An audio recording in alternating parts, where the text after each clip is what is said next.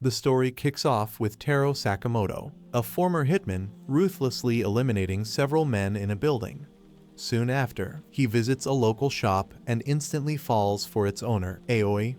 The narrator steps in to reveal that Taro marries Aoi. They have a daughter named Hana, and Taro transitions to a quieter life, gaining some weight along the way. Fast forward, Shin, another hitman and Taro's former protege, arrives in town and scopes out Taro's humble shop. At the same time, a mischievous child draws a target on the shop's entrance, challenging Taro to give him a free juice box if he hits the target with an arrow. The attempt fails spectacularly, with the child tripping and spilling ink on a customer's pants. Before the customer lashes out, Taro steps in and diffuses the situation using nothing but his pen. His calm and composed demeanor leaves everyone impressed. Shin introduces himself to Taro, urging his former mentor to return to the hitman lifestyle. Taro, however, refuses, firmly committed to his family and new role in the community. Their conversation is interrupted by locals seeking Taro's help with various small tasks, which he fulfills with the same precision and care he once applied to his deadly craft. Shin, puzzled but intrigued by Taro's new life, departs and reports back to his boss. Shin's boss, furious that Taro broke one of their organization's rules, orders Shin to assassinate his former mentor. Reluctantly, Shin agrees, though he wrestles with his own feelings about the assignment. He reflects on his partnership with Taro and decides that if anyone is to kill him, it should be Shin himself. Shin confronts Taro at the shop, but his assassination attempt goes awry when Taro casually deflects the bullet with a cough drop. In a swift and effortless counterattack, Taro incapacitates Shin. When Shin wakes up, he finds himself in the care of Taro's family. During dinner, Taro opens up about why he left the hitman world, revealing the joy and peace he's found with his family. Despite their clash, Taro invites Shin to visit the shop anytime. Determined to protect Taro, Shin returns to his boss's hideout and begs for Taro's life. His boss refuses, prompting Shin to threaten suicide as a bargaining chip. Though his boss pretends to relent, Shin's psychic powers reveal his true intentions. The gang still plans to kill Taro. A shootout erupts, with Shin using his mind-reading abilities to stay one step ahead of his enemies.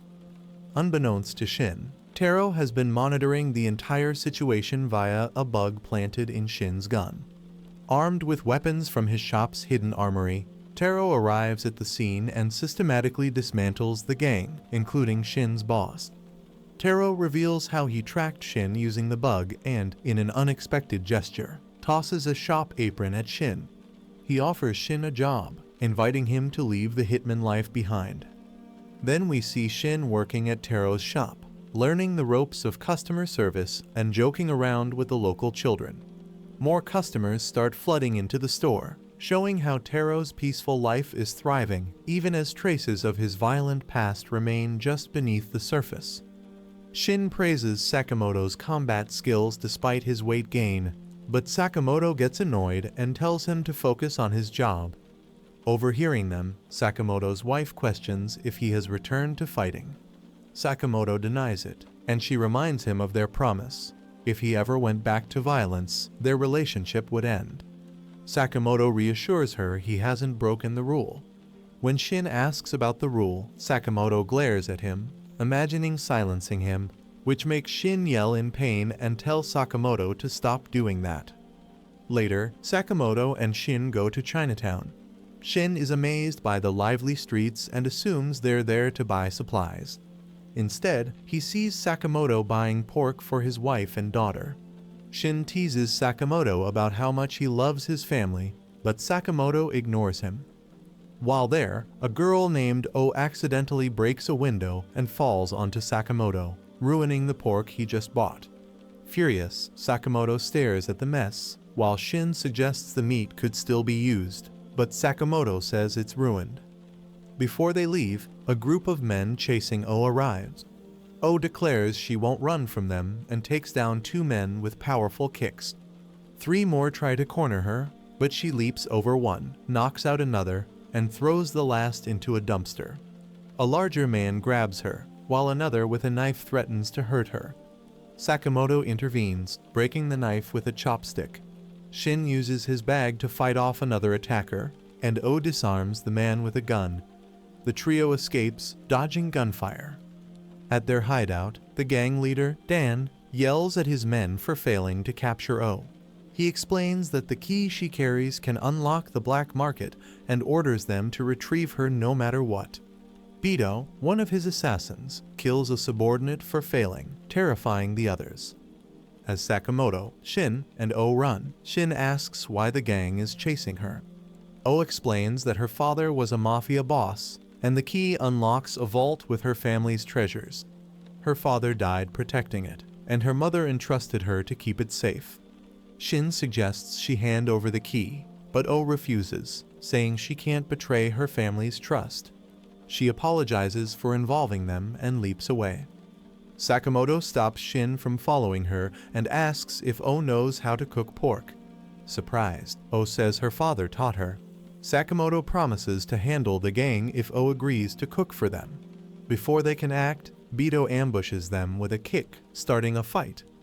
Sakamoto and Shin face off against Bito and his brother, Sun, two deadly assassins. The brothers attack together, but Sakamoto dodges their strikes with ease. Sun tries to capture Oh and flee, but Shin stops him with a rope. Sakamoto finishes Sun by dropping a refrigerator on him. Impressed, Oh asks who Sakamoto really is. Sakamoto casually replies, "Just a shop worker," while eating a crab leg. The scene shifts to Dan, frustrated as he struggles to open the vault. Oh confronts him and knocks him out. When she opens the vault, they all marvel at the treasures inside. Among them, Oh finds a letter from her father with a recipe for his favorite drink. They sit together, enjoying a meal of pork, and Sakamoto declares it perfect. Oh agrees, smiling at the piece after the chaos. Lu arrived at Sakamoto's shop 2 hours late, instantly frustrating Shin. He confronted her about her tardiness, but Lu dismissed his concerns, calling it a small delay. Shin, visibly irritated, pointed out that 2 hours was far from small. Turning his attention to the disorganized refrigerator, he accused Lu of doing everything wrong. Lu retorted sarcastically, saying she had experience helping her father bury bodies underground. Annoyed, Shin stormed over to Sakamoto, insisting Lu be fired for her incompetence. Lu shrugged off the criticism, reiterating that organizing wasn't essential. Sakamoto intervened, calmly asking Lu to avoid being late again and scolding Shin for being overly harsh. Both Shin and Lu stared at Sakamoto, shocked by his uncharacteristically composed demeanor. Sakamoto brushed off their reactions, instructing Shin to sit with him outside while Lu prepared pork dishes. As they spoke outside, Shin remarked that he'd never heard Sakamoto talk so much. Sakamoto, unfazed, warned Shin to stop babbling or risk being killed. Before Shin could reply, another Sakamoto walked into the shop. Shin froze in shock as the newcomer lunged at the real Sakamoto with a knife. Sakamoto dodged effortlessly, disarming the imposter and pinning a weapon to his neck. The fake Sakamoto laughed, revealing himself as Tojo, an old acquaintance. Tojo admitted he still had tricks up his sleeve and warned Sakamoto of a looming threat. A $1 million bounty had been placed on his head, effective the next day. Shin scoffed, calling the bounty insultingly low for someone like Sakamoto. Just then, a pizza delivery man entered the shop. Lu eagerly claimed the order, but Shin quickly read the delivery man's thoughts, realizing he was an assassin. Before anyone could react, the assassin drew a pizza cutter weapon and pressed it against Tojo's neck. Sakamoto remained calm, eating unbothered, which only enraged the assassin. As the tension escalated, Tojo swiftly overpowered the assassin, rendering him unconscious. Tojo reaffirmed his earlier warnings and suggested forming an alliance. Sakamoto declined, calmly telling Tojo to leave. Before departing, Tojo hinted that Sakamoto might need to return to the battlefield and fight once more. Lu sarcastically asked if all assassins would show up disguised as pizza delivery men. Tojo laughed, carrying the unconscious assassin out of the shop and bid farewell to Sakamoto. Later, Sakamoto noticed something unusual on a hidden surveillance monitor, a live feed of the Assassins Association headquarters. There, a long-haired man and a cleaner debated Sakamoto's strength. The cleaner dismissed him as a retired has-been, but the long-haired man warned that Sakamoto's potential should not be underestimated. Their conversation was interrupted when Sakamoto appeared on their surveillance feed. Calmly staring into the camera, he declared that he was waiting for them and promised to bury anyone who came for him in his shop. Then, with a single precise shot, he destroyed the hidden camera. The next day, Sakamoto, Shin, Lu, and Sakamoto's family visited an amusement park. While the family enjoyed the rides, Shin remained alert, scanning the crowd for threats. Lu asked if Shin was reading her thoughts as well, but he denied it, explaining he was focused on detecting assassins. Shin suddenly sensed a killer nearby and warned Sakamoto. The assassin, known as the Cleaner, emerged and attacked. Sakamoto swiftly disarmed the Cleaner with a pen, neutralizing him without breaking a sweat.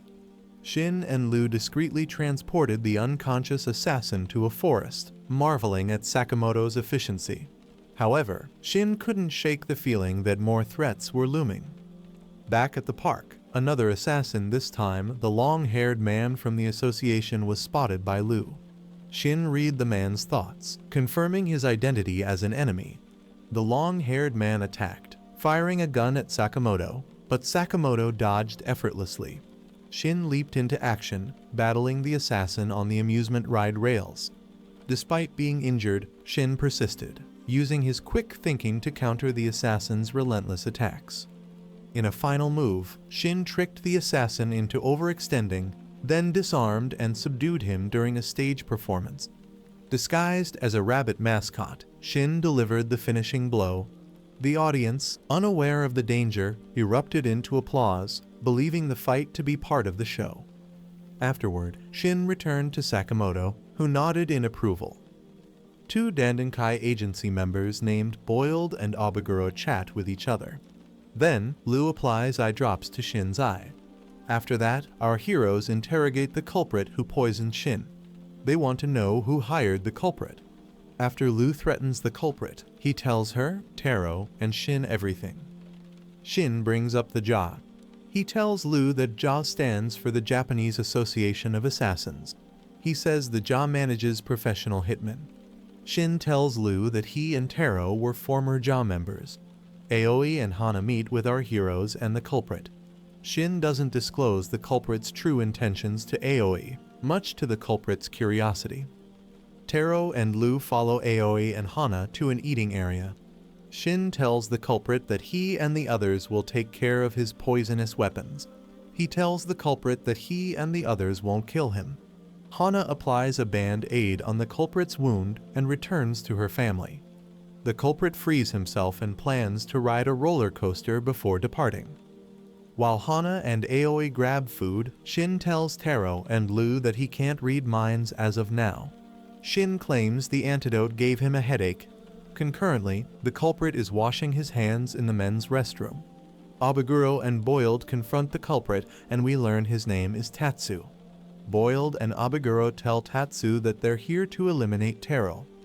Tatsu informs the audience that Boiled and Abaguro are a formidable duo. Meanwhile, Shin and Lu tell Aoi he, Lu, and Taro aren't hiding anything from her. Aoi understands.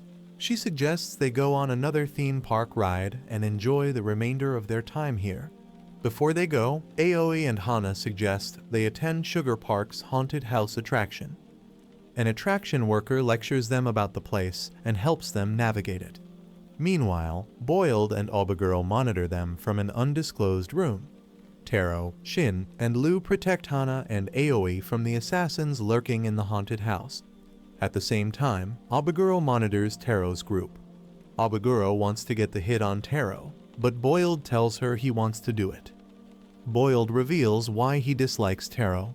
We enter a flashback set at the Hitman Training Center, or the Japan Clear Creation JCC. There, a young Boiled interacts with a young Taro. Boiled tells Taro he doesn't dislike him for beating up his companion. Boiled says he and Taro were semi-companions.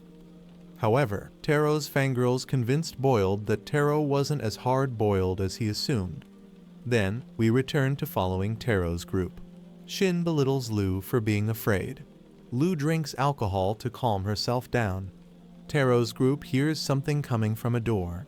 Lu opens the door and many zombies storm out of it. Boiled knocks Taro through a wall during this skirmish. The two find themselves in a different location and plan to fight.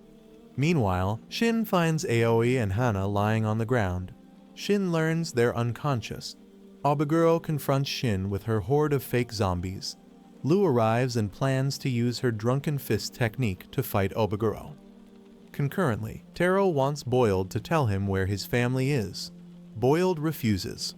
He's more fixated on making Taro remember him. Meanwhile, Obaguro forces Lu to the ground. Obaguro orders her comrades to strap Shin to a table.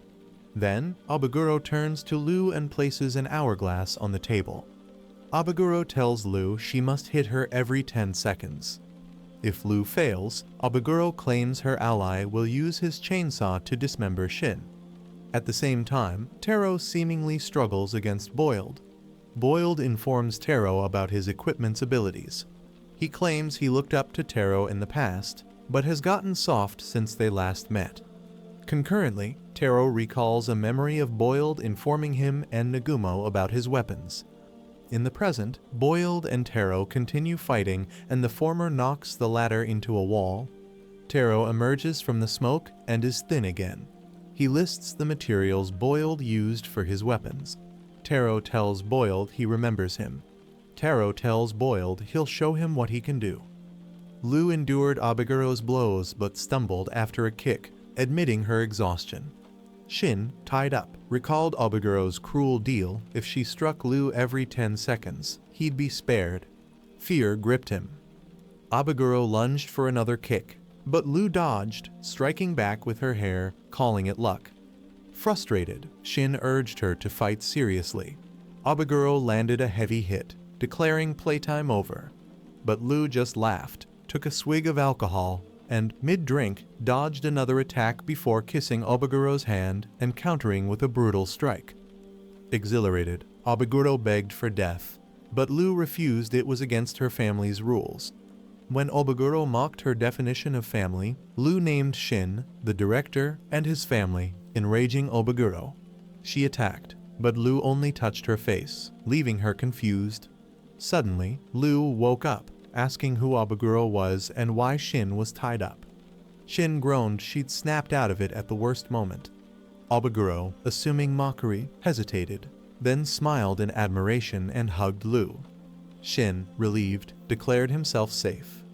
Meanwhile, Taro explained explosives to Boiled. Boiled suggested losing weight would make him stronger, urging him to fight. Taro had faith in his family but suddenly punched Boiled across the room, demolishing a building. Their fierce exchange left Boiled's weapons shattered. Desperate, Boiled hurled explosives, but Taro caught them midair, using them to pummel him. They crashed into an amusement park ride, landing opposite each other. Bleeding, Boiled admitted underestimating Taro. Later, an employee ignored his injuries, demanding payment for the ruined ride. Accepting defeat, Boiled agreed to leave Taro alone. Unfazed, Taro ordered 5 meat sandwiches. Intrigued, Boiled asked for a bite, and Taro handed over some, calling it leftovers for his family.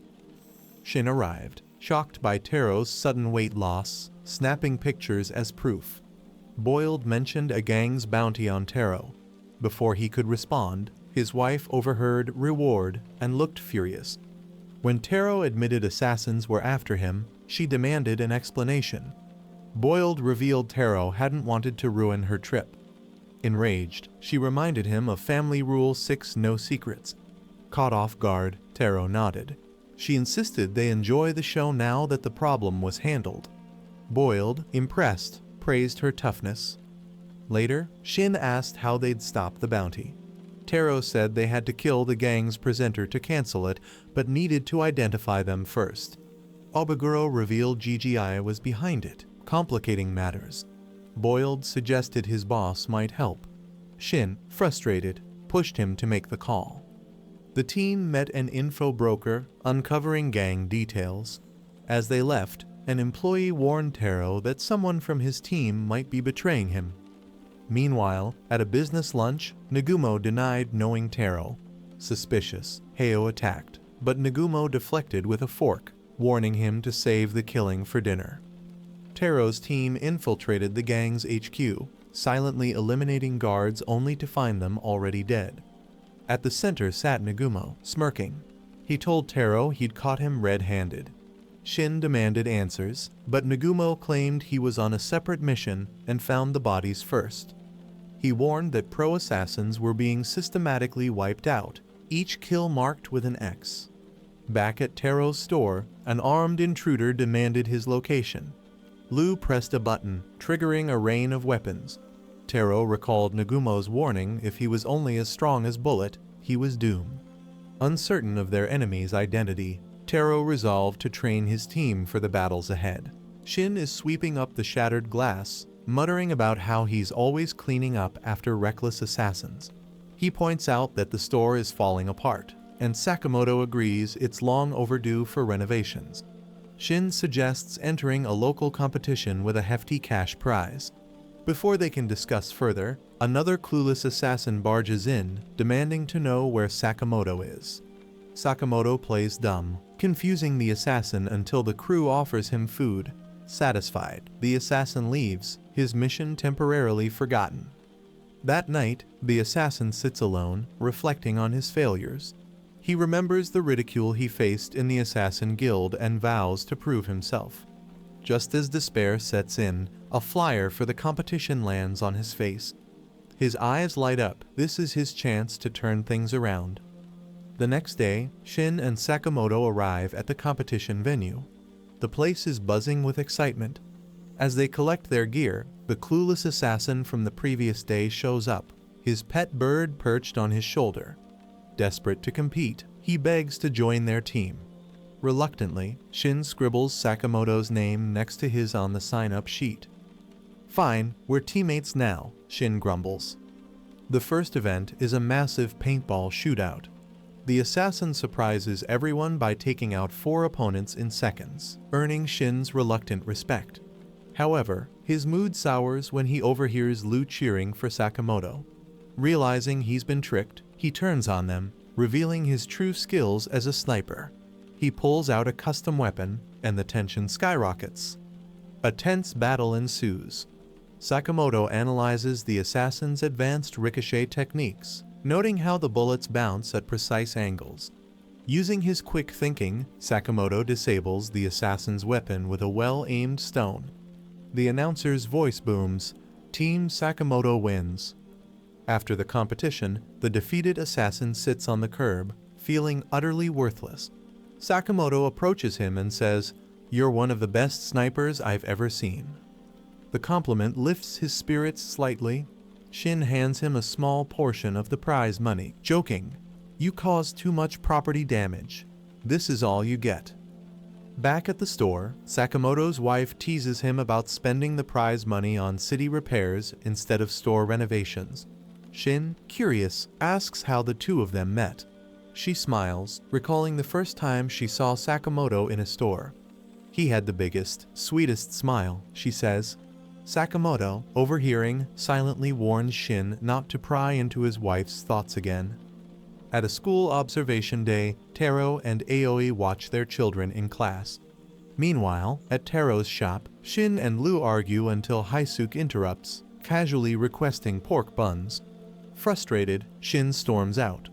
Moments later, a group of men mistake Lu wearing Shin's uniform for him and abduct her. During the drive, Saber realizes their mistake, but Tanaka refuses to accept it, ranting about Shin's past as a failed psychic experiment. Enraged, Lu lunges at him. Back at the shop, Shin returns to find Lu missing.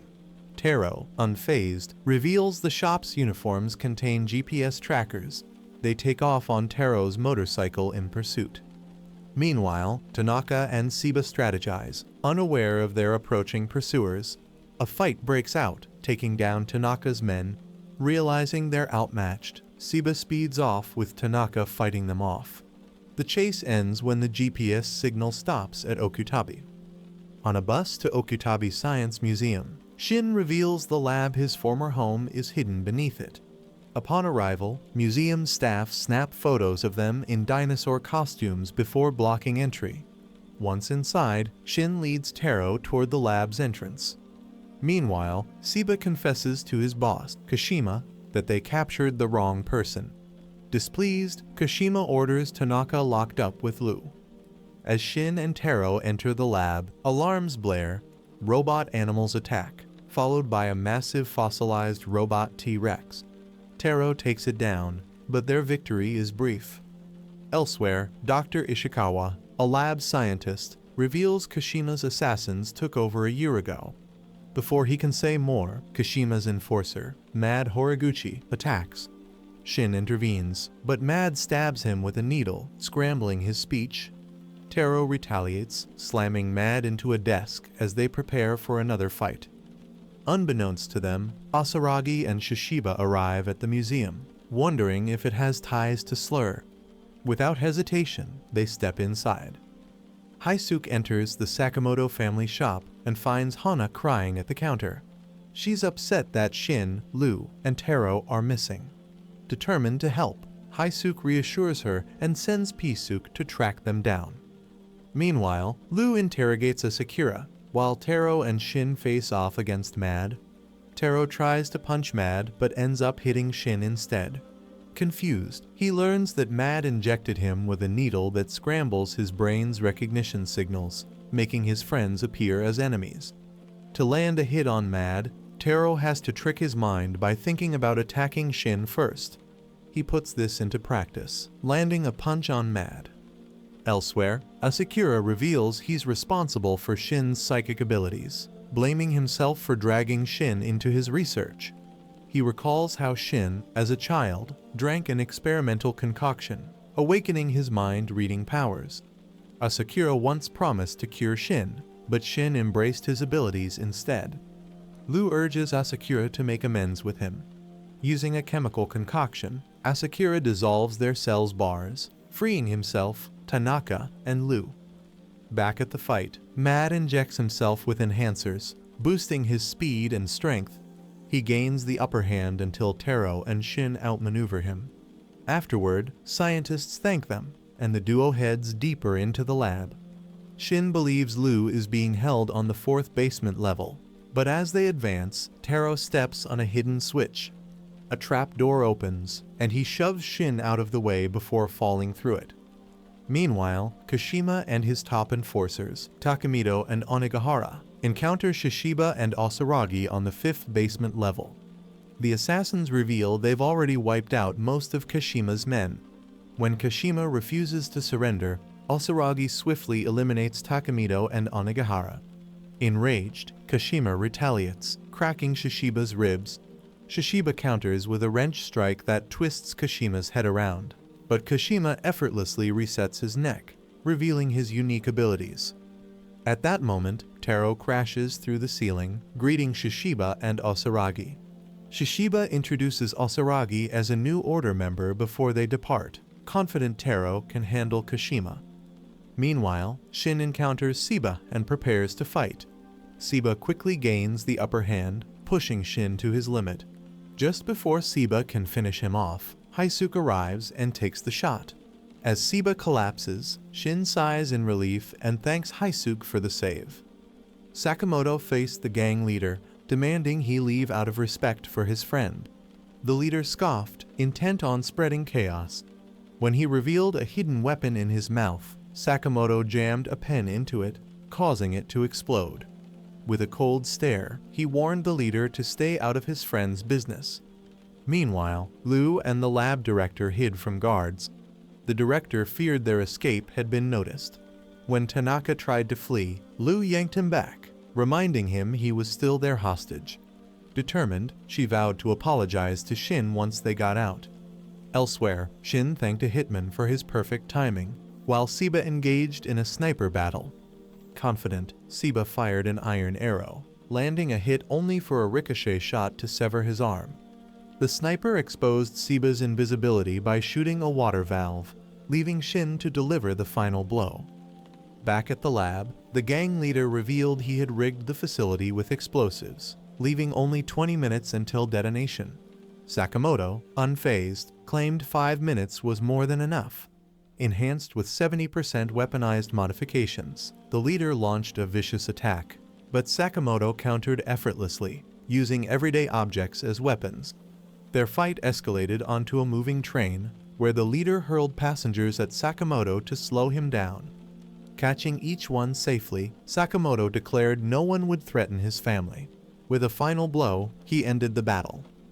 With 15 minutes left, Sakamoto contacted Shin, confirming the leader's defeat. Meanwhile, Lu shielded the director as the lab crumbled. Shin arrived just in time, and Lu, remorseful, apologized. The director, seeing Shin's growth, led them to safety. Elsewhere, Shishiba and Osaragi uncovered Beno as the mastermind. As Shin and the director escaped, Bango ominously told Shin to send his regards to Sakamoto. Outside, the survivors regrouped, relieved. The doctors, unfazed by the lab's destruction, reassured them their research would live on. Later, at Sakamoto's house, everyone shared a meal.